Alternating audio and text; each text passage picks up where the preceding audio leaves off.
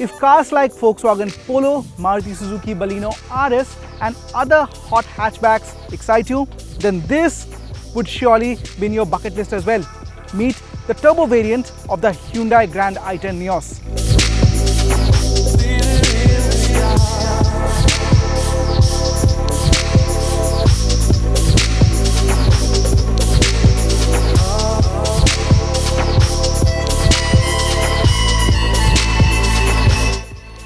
Under the hood is the biggest change.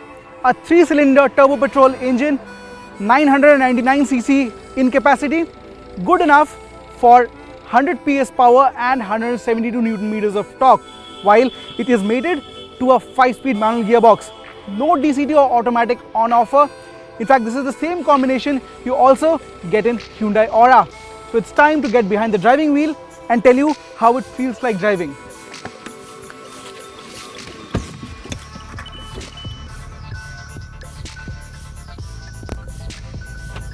Yes, it's 100 and not 120 like the Venue or Creta, and a 5-speed manual instead of a 6. Being a petrol and turbocharged, the calmness and refinement of the engine go well with the Nios. Due to the turbo lag, the initial response at low revs isn't all that great, but put the foot on the pedal and the Nios is ready to sprint. The revs pull clean with a strong surge through the mid-range all the way until 6500 rpm. It's only past 4000 rpm that you tend to hear engine grumble. Interestingly, Nios is also the lightest car with a turbocharger. So on the driver's seat, if you lose your attention for a moment, even a slight torque steer could be frightening. The clutch is light, and though the gear shifts are not butter smooth, the throws are short and precise. Thanks to a meaty mid-range, the Nios does not require often gear shifts in start-stop traffic. And on the highways, overtaking is more natural. i10 as a brand has evolved over the years, matured itself to meet customer expectations. The ride is nicely tuned, takes most undulations comfortably at low speeds.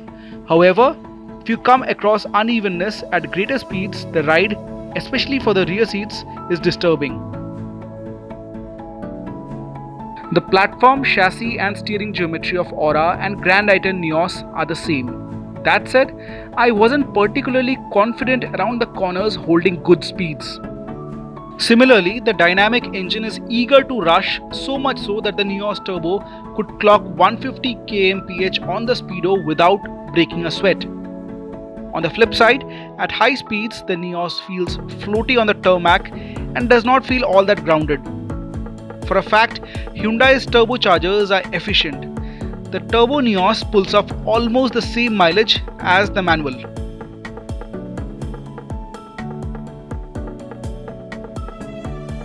To get your hands on one of these, you have to shell out around rupees 7,70,000 ex-showroom.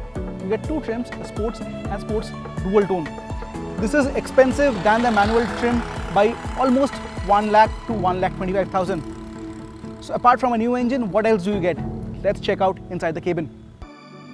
As for the looks, Grand i10 Nios is a delightful car to take around. The dimensions are compact, the layout is interesting, and it is not as boring as few of its rivals. For the turbo variant in particular, the blacked out grille is complemented by a red badge.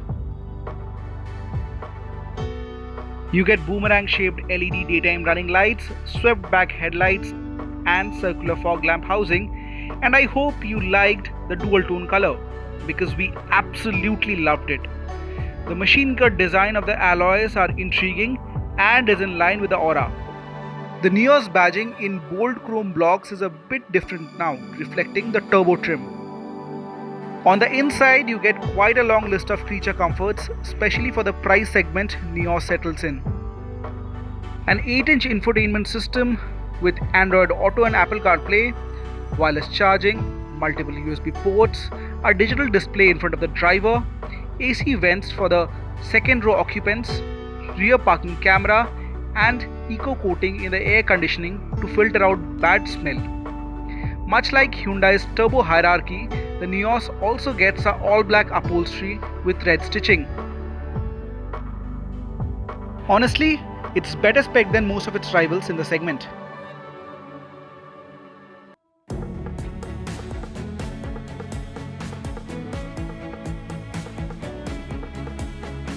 The 1-liter turbo engine is juicy and responsive. The cabin is well laid, and I must say the Grand i10 Nios is one of the good looking hatches. That said, I am not a big fan of a turbo engine planted with this Grand i10 Nios, because at the end of the day the car tips at just around 900 kilos. The chassis and the platform remains the same, unaltered, and in terms of safety you just get a couple of airbags, ABS with EBD, no ESP or traction control or drive modes for this car, so that can get a little tricky.